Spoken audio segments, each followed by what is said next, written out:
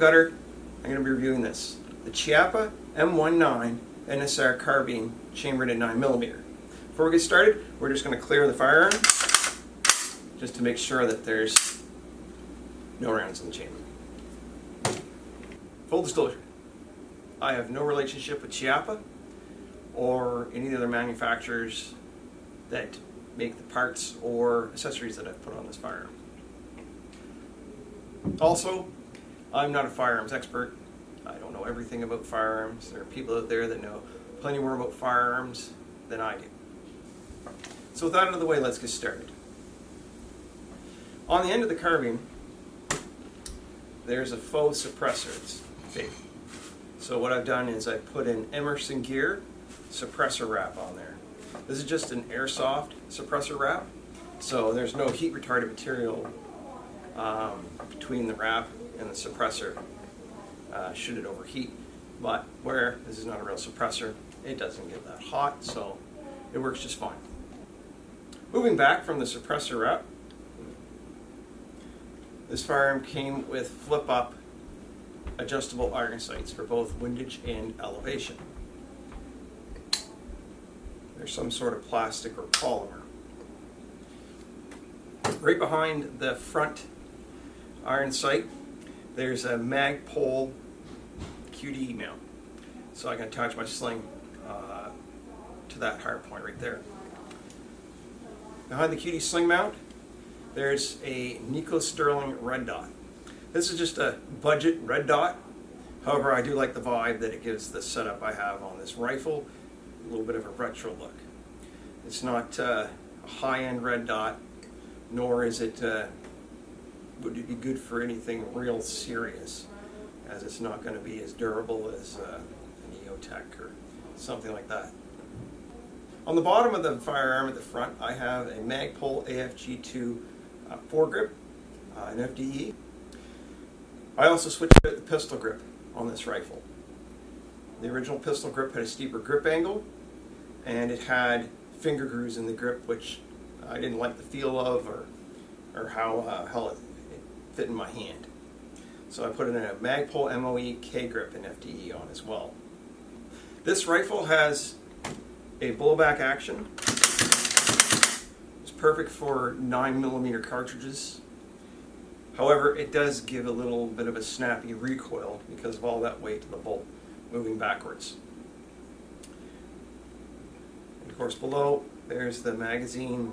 Well, magazine release is right on the right side. It is not ambidextrous. And then the safety catch switch is right behind the magazine well, in front of the trigger. This rifle also has an adjustable buttstock that has an adjustable cheek riser.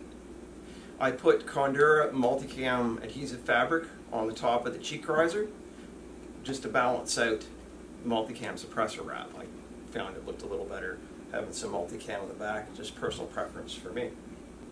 Before I move on, just want to note that this stock is polymer stock, so it's nice and lightweight. This rifle on its own, no accessories or magazine inserted, weighs approximately 6 pounds, so it is nice and light.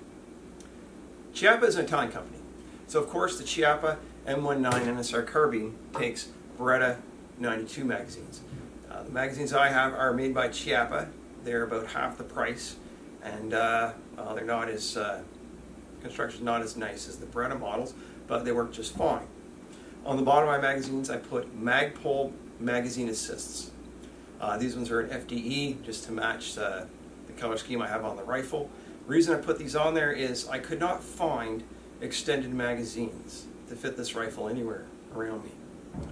So I put them on there to give me a little bit more of a grip when I'm taking them out of mag pouches, on my plate carrier or on my belt. Plus, I also like the how they look on the rifle. It matches nicely with the other FDE Magpul accessories I've put on.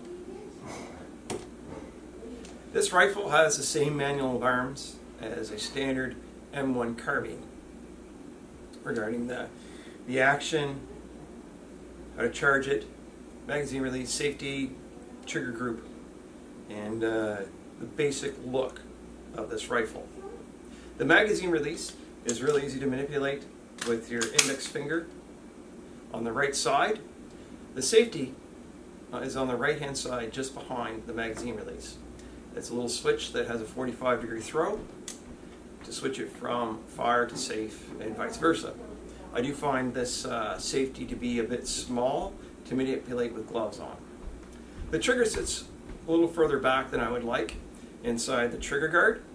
With the size of my hands, when I grip the pistol grip and put my finger inside the trigger guard to depress the trigger, if I use just the front pad of my finger, I find my finger gets a little cramped because it's kinked up, and it's easier for me to go past the front digit of my finger to depress the trigger.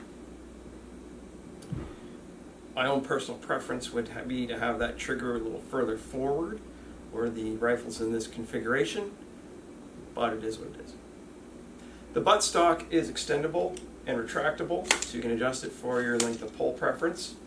And the height on the cheek riser can be adjusted by loosening this little knob on the side, and you can slide it up and down for the optimal height to get a good sight picture.